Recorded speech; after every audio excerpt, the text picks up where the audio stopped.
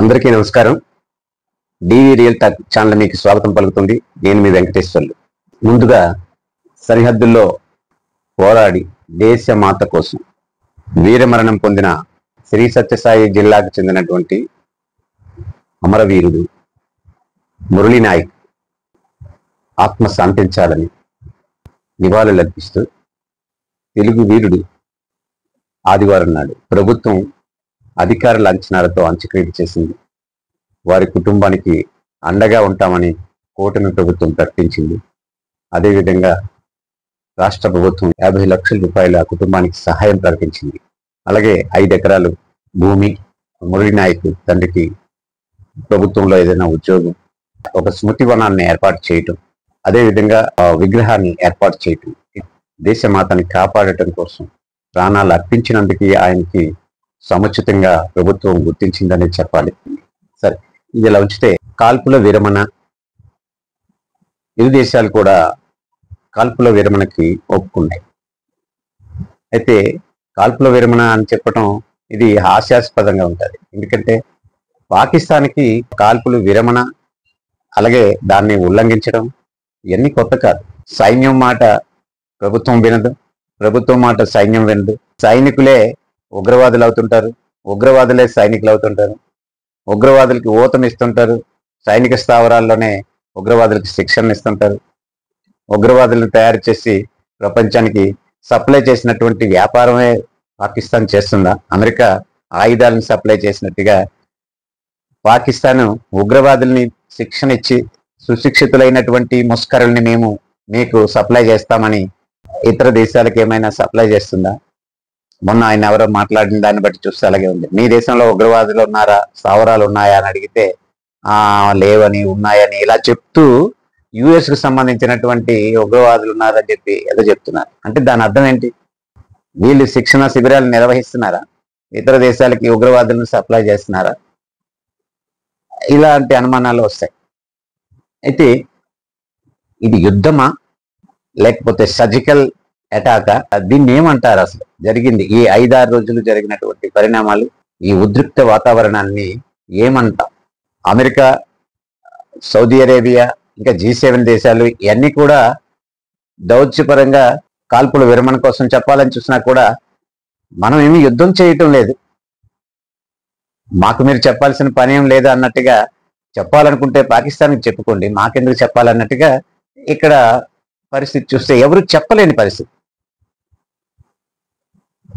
అటువంటి పరిస్థితిని క్రియేట్ చేశారు దాయాది దేశం ఇది పాకిస్తాన్. ఎందుకంటే మనం శాంతి కాముకులం. భారతదేశం స్వతహాగా ఇంతకు ముందు వీడియోలో కూడా మనం చెప్పుకున్నాం, యుద్ధం అన్నది మనం కోరుకోం, యుద్ధం చెయ్యాలని అనుకోం.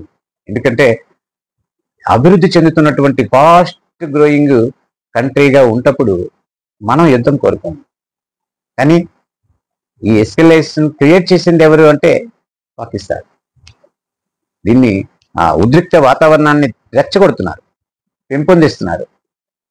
అటువంటి పరిస్థితుల్లో వచ్చినటువంటి అస్త్రాలని మనం డిఫెన్స్ ఇచ్చుకున్నాం తప్పించి యుద్ధం చేయలేదు. నిజంగా యుద్ధం చేస్తే ఈపాటికి పాకిస్తాన్ పరిస్థితి వేరుగా ఉంటుంది. ఇక వాళ్ళు వీళ్ళు అమెరికా, చైనా ఎవరో ఎంటర్ అయ్యి వాళ్ళకి ఏదో సహాయం చేసి, భారీగా సహాయం చేసి మరి యుద్ధం కొనసాగితే ఏమో కానీ పాకిస్తాన్ బలం మాత్రమే చూసుకుంటే వాళ్ళ దగ్గర ఉన్నటువంటి ఆయుధ సంపత్తి కానీ లేకపోతే వాళ్ళు ఉన్నటువంటి వాళ్ళ ఆర్థిక పరంగా కానీ ఏ రకంగా చూసుకున్నా ఒక వారం రోజులు యుద్ధం చేయడం కంటే ఎక్కువ వాళ్ళు యుద్ధం చేసే పరిస్థితి ఉండదు. కాకపోతే దీని నేపథ్యం మనం కాస్త చూస్తే ఏప్రిల్ 22న పెహల్గాంలో అమాయకులైనటువంటి టూరిస్టులని, పురుషులను మాత్రమే టార్గెట్ చేసి మహిళల ముందు వాళ్ళ కుటుంబ సభ్యుల్లోని పురుషులను షూట్ చేశారు. అమాయకులైనటువంటి టూరిస్టుల్ని, ఆయుధాలు లేనటువంటి మనుషుల్ని నిరాయుధుల్ని చేసి మతం పేరిట నీది మతం అని అడిగి, నీ పేరేంటి, నీ ఐడెంటిటీ ప్రూఫ్ ఏంటి చూపించు అని అడిగి, మరి మతం అడిగి హిందువులు అని తెలుసుకొని మారణ హోమాన్ని సృష్టించారు ముస్కర్లు. అలా చేయడానికి కారణం ఏంటి? వాళ్ళ ఎత్తుగడి ఏంటి? మనం ఒక వీడియోలో చెప్పుకున్నాం. ఈ డైవర్సిటీ ఉన్నటువంటి యూనిటీని దెబ్బతీయాలనుకున్నారు. భారతదేశంలో భిన్నత్వంలో ఇంతటి ఐకమత్యం ఎలా ఉంది? పాకిస్తాన్ దేశాన్ని తీసుకోండి, ఒకే మత ప్రాతిపదికన ఏర్పడిన దేశం. పాకిస్తాన్లోని బలూచిస్తాన్ వేర్పాటువాదం ఉంది. భవిష్యత్తులో సింధు ఒక రాష్ట్రంగా తయారయ్యేది. ఇలాగా పాకిస్తాన్ ముక్కలయ్యే పరిస్థితి ఉంది అక్కడ. కానీ పొరుగు దేశంతో పొరపుచ్చాలు వచ్చినప్పుడు వాళ్ళ కయ్యానికి కాలు దువ్వే పరిస్థితిలో మనందరూ కూడా, ఇన్ని రాజకీయ పార్టీలు కూడా, ఇన్ని మతస్థులు కూడా, ఇన్ని కులాల వారు, ఇన్ని రాష్ట్రాల వారు, ఇన్ని ప్రాంతాలు భాషలు ఉన్నటువంటి వాళ్ళు అందరూ కలిసి ఒకే మాట మీద కేంద్ర ప్రభుత్వం ఏ నిర్ణయం తీసుకున్నా దానికి మేమున్నాం, మేము వెనకాల, పాకిస్తాన్కి బుద్ధి చెప్పాల్సిందే అని చెప్పి ఇంత ఐకమత్యం ఉంది. ఇటువంటిదే వాళ్ళు, ఒక పాకిస్తాన్ అనే కాదు, పాకిస్తాన్ బయటపడుతుంది, ఇంకా ఇతర దేశాలు, చుట్టుపక్కల ఉన్నటువంటి ఆసియా ఖండంలో ఉన్నటువంటి ఇతర దేశాలు కూడా దాన్ని ఓరవలేకపోయిన పరిస్థితి ఉంది. కాబట్టి చూస్తున్నాయి, ప్రేక్షక పాత్ర వహిస్తున్నాయి. ఉగ్రవాదుల రూపంలో పాకిస్తాన్ సైన్యం, ఎందుకంటే ఆయన జస్ట్ దీనికి 22న జరిగింది, పెహల్గామ్ ఇన్సిడెంట్ జరిగింది. 15వ తేదీ, ఏప్రిల్ 15వ తేదీన ఒక సమావేశంలో ఆసిమ్ మున్నీర్ అని, అక్కడ పాకిస్తాన్ ఆర్మీ చీఫ్ ఆసిమ్ మున్నీర్ రెచ్చగొట్టేటటువంటి ప్రసంగం చేయటం, దానికి కొనసాగింపుగా ఇది జరగటం, ఇదంతా క్లియర్ గా తెలుస్తుంది. దాంతో ఇక్కడ హిందూ అని పేరు చెప్పి ఎవరైతే ఉన్నారో వాళ్ళని కానీ చంపినట్టయితే అది జమ్మూ కాశ్మీర్లో ఉన్నటువంటి వాళ్ళే ముస్కరులు అని చెప్పి అనుకునే అవకాశం ఉంది. జమ్మూ కాశ్మీర్ ఏదైతే 370 అధికారాన్ని తొలగించిన తర్వాత పొటెన్షియల్ అవుతుంది, అక్కడ ఆర్థికంగా బలోపేతం అవుతుంది. లక్షల మంది టూరిస్టులు ఆల్రెడీ జమ్మూ కాశ్మీర్ ని విజిట్ చేశారు, విదేశీయులందరూ కూడా. విదేశీ మార్గద్రవ్యం వస్తుంది, అక్కడ ఉన్నటువంటి యువతకి ఉపాధి అవకాశాలు పెరుగుతున్నాయి. పక్క దేశం వైపు చూసే పరిస్థితి లేదు జమ్మూ కాశ్మీర్లో. దీన్ని డిస్టర్బ్ చేయాలనుకున్నారు, ప్రధానంగా వాళ్ళ తాలూకా ఎజెండా అది. ఆ రకంగా చేసినట్టయితే మళ్ళీ ఇక్కడ అలజడి సృష్టించవచ్చు, మళ్ళీ వేర్పాటువాదాన్ని తీసుకురావచ్చు, కాశ్మీర్లో ఉద్రిక్తతలకి మళ్ళీ పునాది వేయొచ్చు అని చెప్పి అనుకున్నారు. వీళ్లతోనే పెకిలించేయాలి, ఆరంభంలోనే దీన్ని అంతం చెయ్యాలి. ఖచ్చితంగా ఇప్పుడు వాళ్ళకి బుద్ధి చెప్పాల్సిందే. మహిళకి తన ముందే తన భర్తని కాల్చి చంపితే, తన నుదుట సింధూరాన్ని చెరిపేస్తే, అయితే దానికి కారకులు ఎవరైతే ఉన్నారో వాళ్ళ కుత్తుక కొయ్యడానికి ఆపరేషన్ సింధూర్ నిర్వహించారు. ఆపరేషన్ సింధూర్ ద్వారా ముందు రోజు ఇక్కడ ఏదో మాక్ డ్రిల్ చేస్తాము అదని ఇదని చెప్పేసి 7వ తేదీన పిలుపునిచ్చారు. ఇంకా సమయం పడుతుందేమో అని చెప్పి పాకిస్తాన్ తో సహా అందరు కూడా అనుకునే సమయంలో 6వ తేదీ అర్ధరాత్రి దాటిన తర్వాత మొత్తం స్థావరాలని, 9 స్థావరాలని, అలాగే పాక్ ఆక్రమిత కాశ్మీర్లో ఉన్నటువంటి స్థావరాలతో కలుపుకొని పాకిస్తాన్ లోపల ఉన్నటువంటి మరికొన్ని స్థావరాలని, 9 ఉగ్రవాద స్థావరాలని గురి తప్పకుండా ఒక సామాన్యుడికి కూడా ఇబ్బంది కలగకుండా, ఎక్కడ టార్గెట్ గురి పెడితే అక్కడ అవి మాత్రమే నాశనం అయినట్టుగా 9 స్థావరాలని ఆ రాత్రి 6వ తేదీ తెల్లవారితే 7వ తేదీ అవుతుంది, 1:02 ఆ సమయంలో అటాక్ చేయడం జరిగింది ఉగ్రవాద స్థావరాలను. ఈ దాడి కేవలం ఉగ్రవాద స్థావరాల మీదే జరిగింది, ఉగ్రవాదుల మీద జరిగిన దాడి ఇది అని చెప్పడం కూడా జరిగింది. మన విదేశాంగ శాఖ కార్యదర్శి విక్రమ్ మిశ్రీ గారు అప్పుడే చెప్పారు, ఇది దాడి కాదు, ఇది కేవలం ఉగ్రవాదుల మీద దాడి మాత్రమే, దీన్ని ఉద్రిక్త వాతావరణానికి తీసుకువెళ్లడమా లేదా అన్నది పాకిస్తాన్ చేతిలోనే ఉంది, వాళ్ళు ఎటువంటి యాక్షన్ తీసుకున్నా మేము దానికి బుద్ధి చెప్పడానికి సిద్ధంగా ఉన్నాం అని చెప్పడం జరిగింది. ఎందుకంటే మనకి ఎవరైతే ఉగ్రవాదులు మన దేశం మీదకి, మన భూభాగంలోకి వచ్చి మన మనుషుల్ని, టూరిస్టుల్ని హతమార్చారో వాళ్ళని టార్గెట్ చేసుకుని వాళ్ళు ఎక్కడున్నా ఆ రోజే ప్రకటించడం జరిగింది, వాళ్ళు ఎక్కడున్నా భూమి మీద వాళ్ళు ఎక్కడున్నా కూడా వాళ్ళని వేటాడి వాళ్ళని చంపడం జరుగుతుందని చెప్పేసి, తుది ముట్టిస్తామని చెప్పి ఆ రోజే ప్రధానమంత్రి గారు ప్రకటించారు. దానికి అనుకున్నట్టుగా చేశారు. పాకిస్తాన్ వెంటనే ఆ మరుసటి రోజే సైన్యాన్ని మోహరించింది. గతంలో కాల్పుల విరమణ ఒప్పందం ఉన్నా కూడా దాన్ని ఉల్లంఘించి సాధారణ పౌరుల్ని టార్గెట్ చేసుకుని, తర్వాత మత సంస్థలను టార్గెట్ చేసుకొని, స్కూళ్లను టార్గెట్ చేసుకుని, ఆసుపత్రులను టార్గెట్ చేసుకుని దాడులు చేశారు. అప్పుడు యుద్ధానికి వాళ్ళే పిలిపించినట్టయింది. వాస్తవానికి ఇటువంటి దాడులు జరిగాయి, ఉగ్రవాద స్థావరాల మీద జరిగినా కూడా అది వాళ్ళు ఉగ్రవాదం అనుకోవట్లేదు, మనం ఉగ్రవాద స్థావరాలు అనుకుంటున్నాం మనం. కానీ వాళ్ళు పెంచి పోషించినటువంటి ఉగ్రవాదులు వాళ్ళు. ఒక ఫోటోలు వీడియోలు కూడా చూసాం. చనిపోయినటువంటి ఉగ్రవాదులకు అంత్యక్రియలకు అక్కడ ఉన్నటువంటి ప్రజాప్రతినిధులు, ఆర్మీ పెద్దలు అందరూ పాల్గొన్నారు. అంత్యక్రియల్లో పాల్గొని వాళ్ళేదో వీరమరణం పొందారన్నట్టుగా వాళ్ళకి ఘనంగా అంత్యక్రియలు నిర్వహించారు. మరి అక్కడే అర్థమైపోయింది ఆర్మీకి, ప్రభుత్వానికి, వాళ్ళకి ఉగ్రవాదులతో ఉన్నటువంటి బంధం ఎలాంటిది అనేది అర్థమైపోయింది. కాబట్టి వాళ్ళు ఉగ్రవాద స్థావరాన్ని మాత్రమే టార్గెట్ చేశారు అనుకోలేదు. 2011 బిన్ లాడెన్ని చంపడానికి అమెరికా చేసిన ఆపరేషన్కి, మనం మొన్న మే 6వ తేదీన రాత్రి చేసినటువంటి దాడులకి ఏంటి తేడా?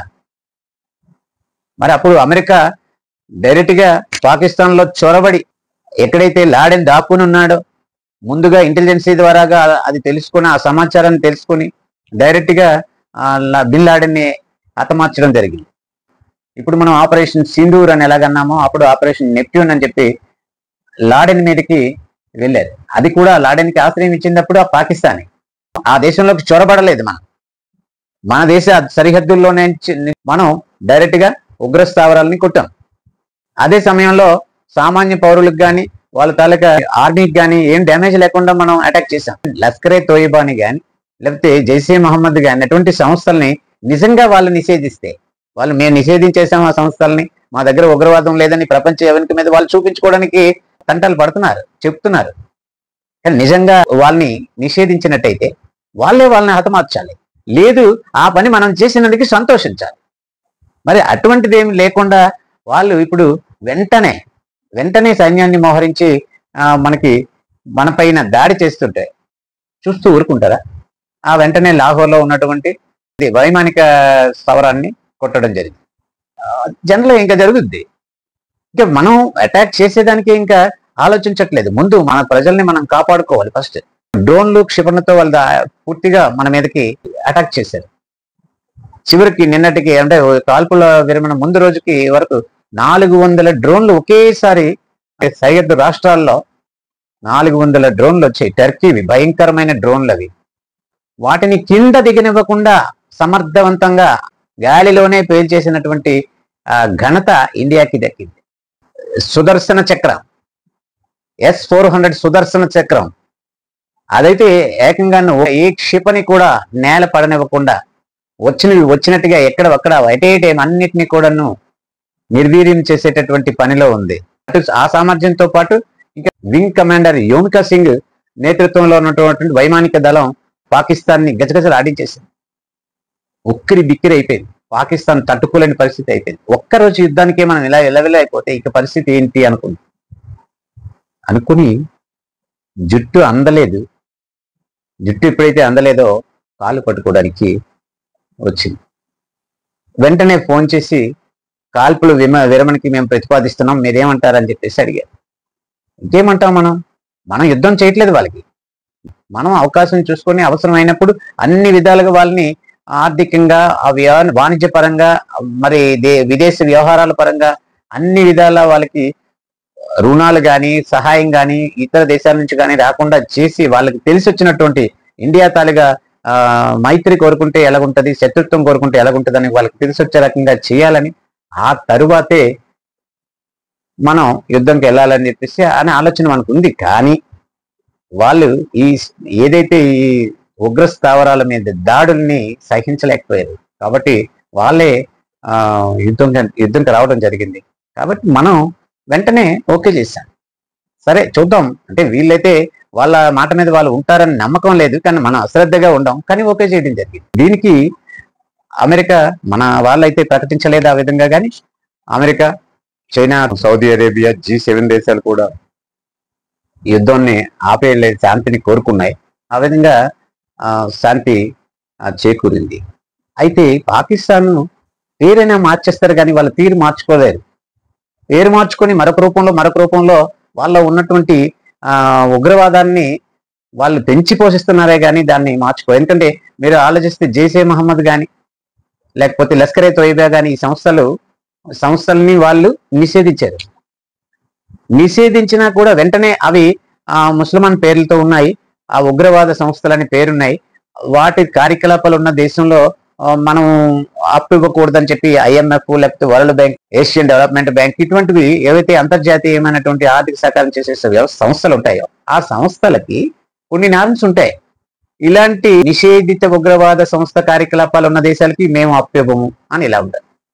ఇటువంటి నార్మ్స్ ని వైలేట్ చేయడం కోసం జస్ట్ పేరు మార్చుకుంటారు. అంటే వాళ్ళే చెప్తారు, ఈ ఈ సోకాల్డ్ వీళ్ళు వెనకాల ఉన్నటువంటి బయటకి చెప్పి బుద్ధులు చెప్పి శుద్ధులు చెప్పినటువంటి అమెరికా, చైనా వీళ్ళు కూడా దీన్ని ప్రోత్సహిస్తుంటారు లోపల. ఇప్పుడు అందరూ ఆక్షేపించారు, IMF లోన్ ఇస్తుంది, నిన్నను ప్రకటించారు, ఏదో పేపర్లో చూసాం, మొత్తం $1.1 బిలియన్ వాళ్ళకి ఇవ్వడం కోసం. అంతకుముందు $1 బిలియన్ ఇచ్చారు, మొత్తం 7 బిలియన్ ఎంత ఇచ్చారని చెప్పి ఉంది. భారతదేశంతో సైతం మరి కొన్ని దేశాలు దానికి అబ్జెక్షన్ పెట్టారు, ఎలా మీరు లోన్ ఇస్తారు, అలాంటి దేశాన్ని ఉగ్రవాద దేశానికి ఎలా అప్పిస్తున్నారు మీరు అని చెప్పేసి అడిగారు.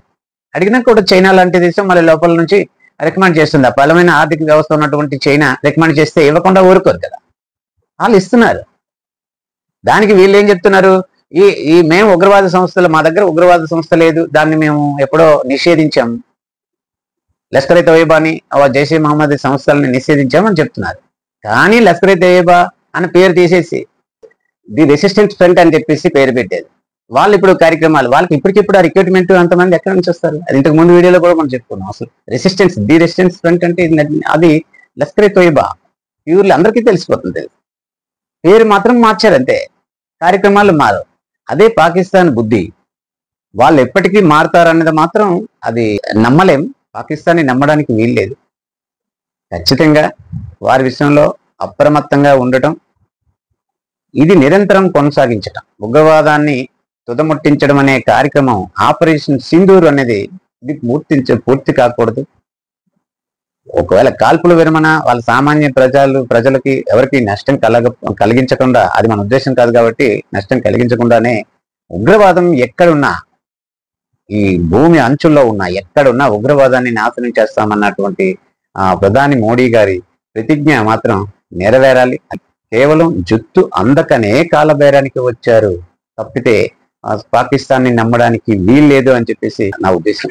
వీడియో నచ్చినట్లయితే లైక్ చేయండి, షేర్ చేయండి. మరిన్ని వీడియోలు మీ దగ్గరికి చేరడం కోసం మన ఛానల్ని సబ్స్క్రైబ్ చేస్తారని కోరుకుంటూ సెలవు.